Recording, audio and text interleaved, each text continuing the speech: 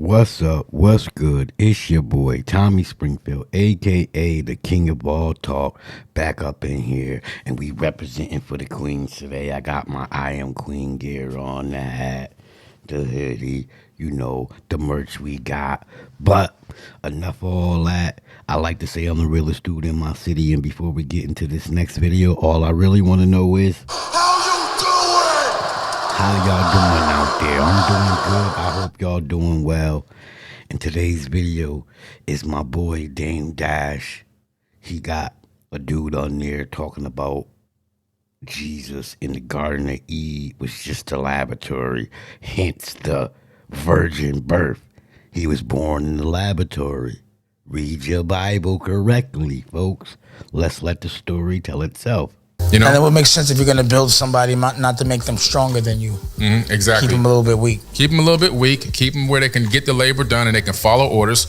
So they're genetically modified. Now, they started off with clones, according to these tablets. They would create clones. Now, this of is these in hominids. the tablets. This is in the tablets. Okay. Clones didn't come from modern science fiction movies. It came from the tablets. Hundreds of thousands of years ago, they were like, look, we gotta, try to clone these beings. So they started making clones and try to genetically modify them, but they were having failures. Some were dying too early, some were coming out malformed, some were not able to reproduce properly, and they were like, this isn't working. So one of the Anunnaki females, she said, look, I'm gonna go ahead and take one of these to term myself in my own womb. She took an egg out of an existing hominid, took some of the genetic material out. They did IVF? Yes, absolutely. Ancient times. Well, that's how Yeshua was born, Jesus. He was artificial insemination. You heard that? Jesus was artificial insemination.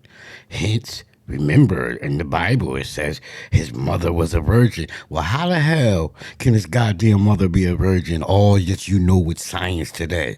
Come on, folks. You know better than this shit. Ain't no such thing as a virgin birth. Y'all just willing to believe anything. That's how desperate the people are. But he was artificial. Stop him from trying to drown himself.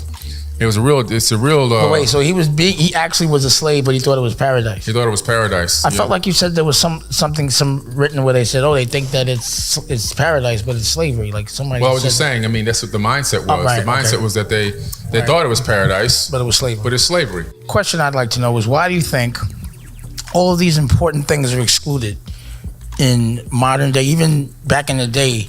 Why was this information not given to us? Because once you give information to somebody, you're giving them knowledge, and knowledge is power. It's like the apple. Yeah, knowledge is power. So you have to keep the people that you want to be your worker bees. You have to keep them dumbed down, and you have to keep them weak. You have to make sure. Now, did you hear what he said? Giving someone knowledge is giving them power. Now you understand why my family and friends don't like me. Because I have the knowledge to tell folks the truth.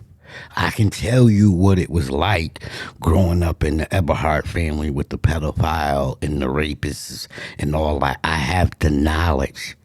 I can tell you what it was like growing up with a bunch of fake ass motherfucking friends that, oh, we brothers, we this bullshit. Them niggas is bitch ass, sucker ass niggas that suck up everything around them. They don't like me because I have the knowledge to tell you the truth. That's all it is, knowledge.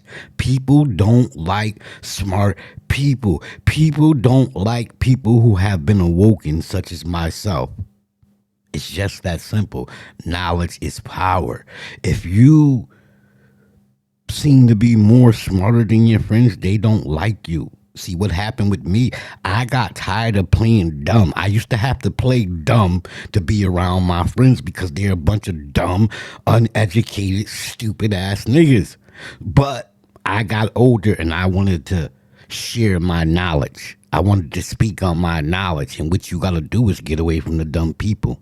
It's just that simple. They don't live too long, and let the next generation come up and raise them to be just the same way, because then you can maintain and control and power. In modern day, right now, if we were to be taught this information in school, the religious system would collapse overnight.